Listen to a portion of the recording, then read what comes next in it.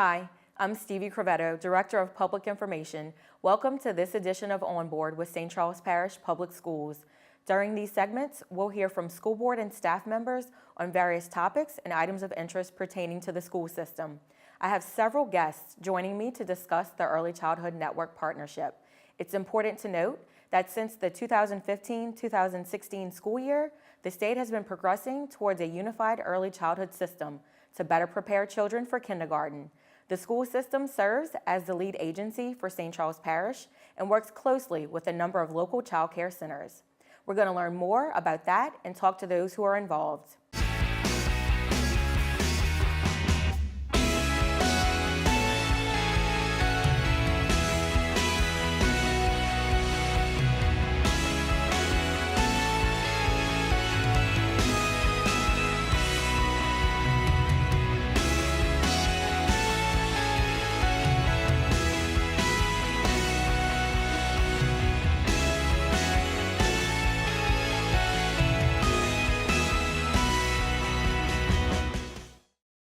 I'd first like to welcome Dr. Abden, who is the Director of Head Start and four-year programs for the school system, and also Ms. Washington, who is the Early Head Start Center Director. And thank you both for joining me, ladies, about the Early Childhood Network, which we'll be discussing today. And as I had previously mentioned, I know this is something that you all have been working on for 3 years now, and it was the result of Act 3 of the 2012 legislative session.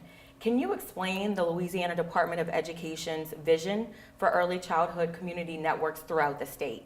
Yes, the vision for the Early Childhood Network is for all children to have access to the quality early learning experiences.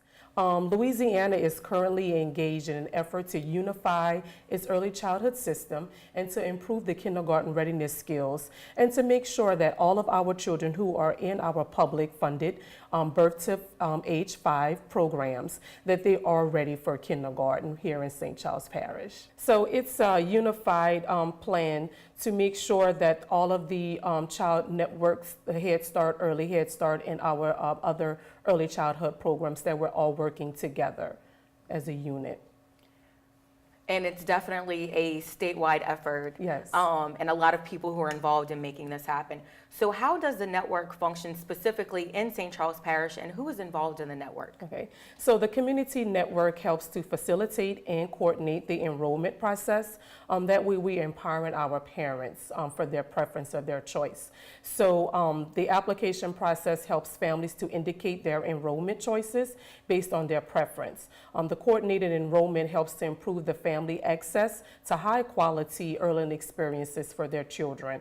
And also for here in our parish, we have 9 early learning centers that are in the network, which the network is, St. Charles Parish is the lead agency, which is led by Dr. Tamanika Odinga. And there we kind of help the parents to go through the application process and also meet together for our annual application roundup.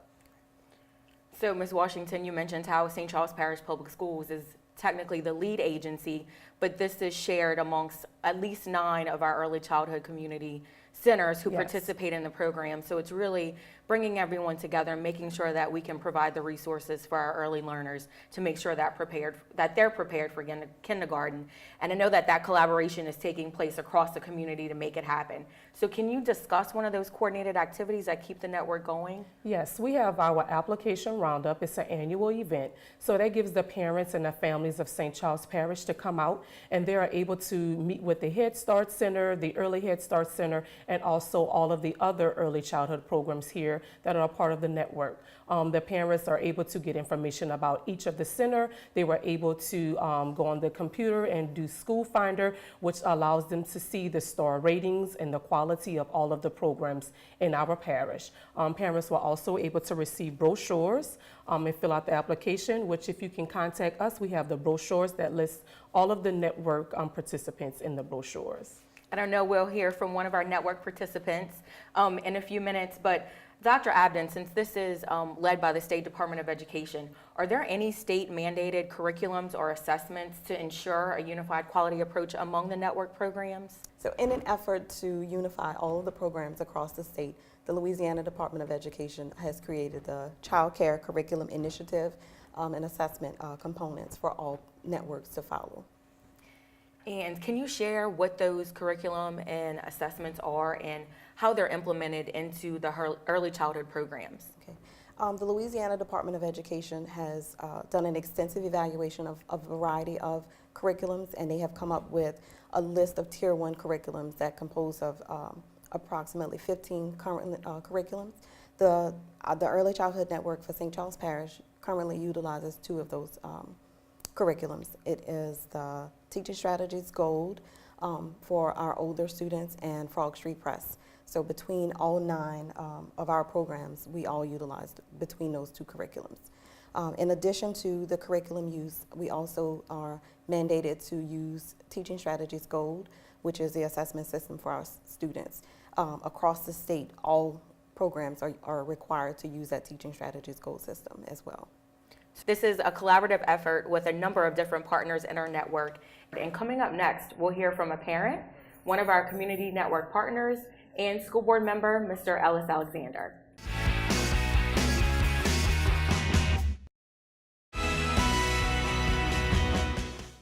Thank you all for joining me. And Ms. Babineau, I understand that you are one of the early child care partners involved in the network's Unified Early Childhood Program. Can you tell us a little bit about your program?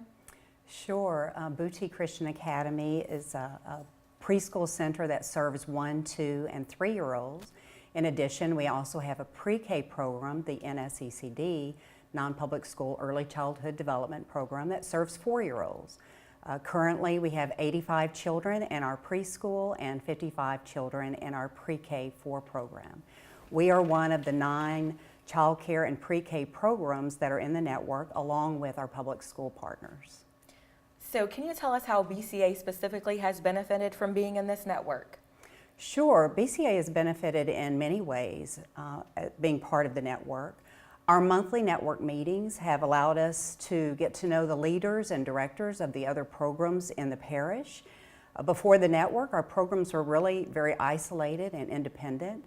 But now it's really nice to meet together and work as a team, as a network, to improve the quality of early childhood education in the parish and to help prepare all of our students to be kindergarten ready.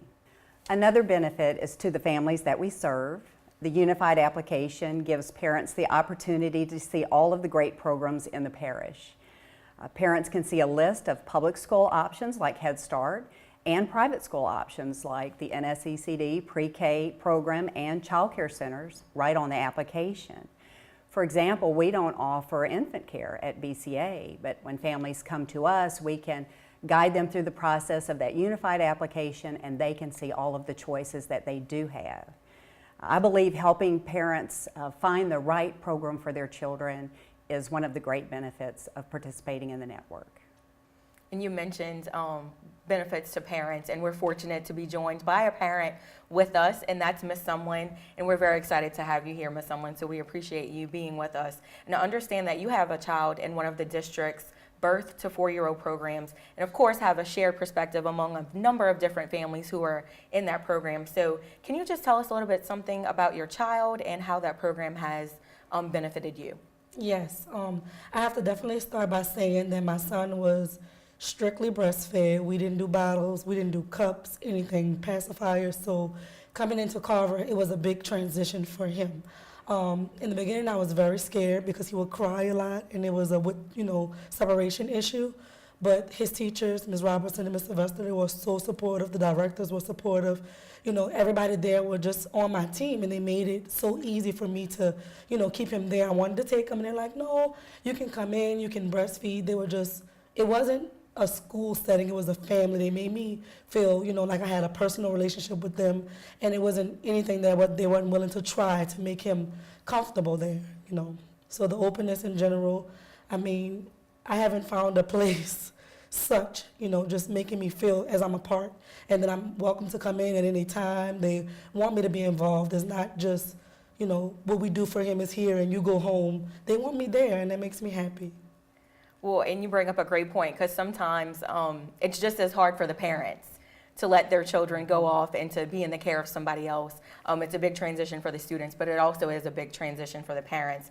And Mr. Ellis, I know that you've worked closely with the different networks and with our early childhood program. So as a board member, can you just share your thoughts about the network of community child care centers and the school district's birth to 4-year-old professionals who are working together to truly support all families?